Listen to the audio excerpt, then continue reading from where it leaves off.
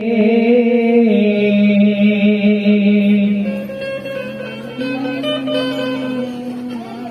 नहीं पावे ये पार भगवान के लीला धरती पर हजार लोगों के गावी शब्द सुन के श्लोक का बंद आओ हो धारा ये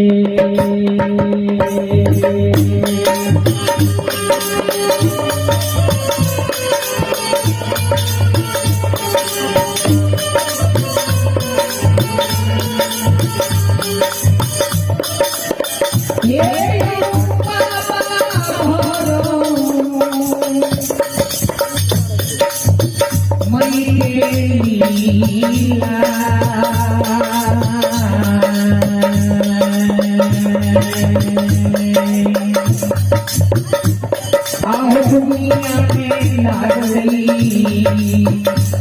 समाजलो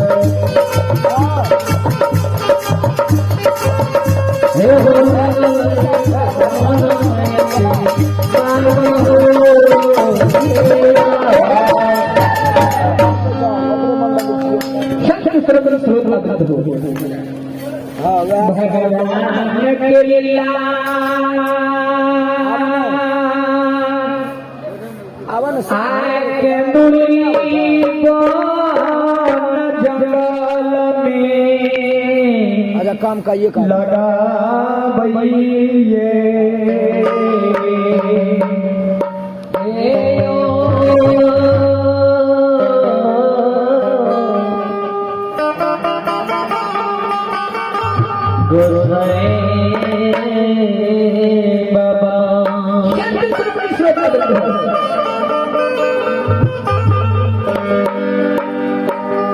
भगवान की लीला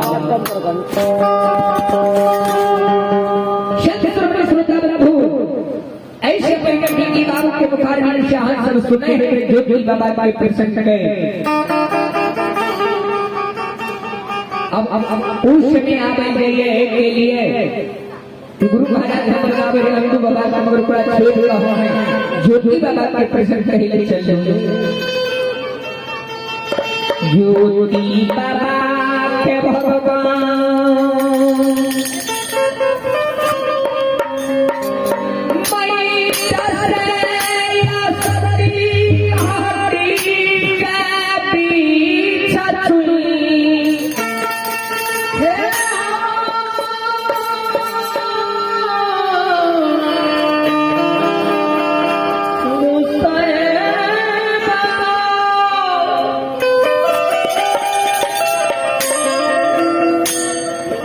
उगली चदोर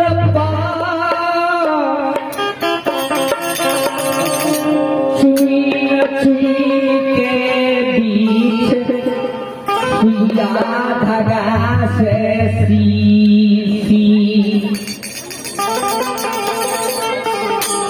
पंजियार के यशती काल के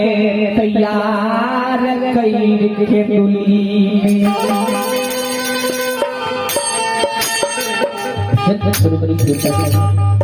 पंजियार के हड्डी अस्थि के जोड़ के भगवान फीडबैक का 5-5 उजड़ चदर से ढई कदल कई भवन पुत्र हनुमान से कई मित्र सुनो आज हम पंजियार के केंद्री बनस में जगावे छिए रात 12 बरस पूरे के लिए भेद रात की कमी थी वैसे पहले पंजियार निकला तो शुक्ल 12 बरस के वैसे पहले जगह में पंजियार क्रोधित नहीं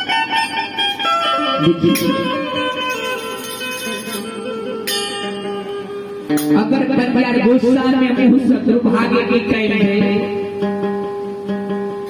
मुंह से आवाज निकाल दिया।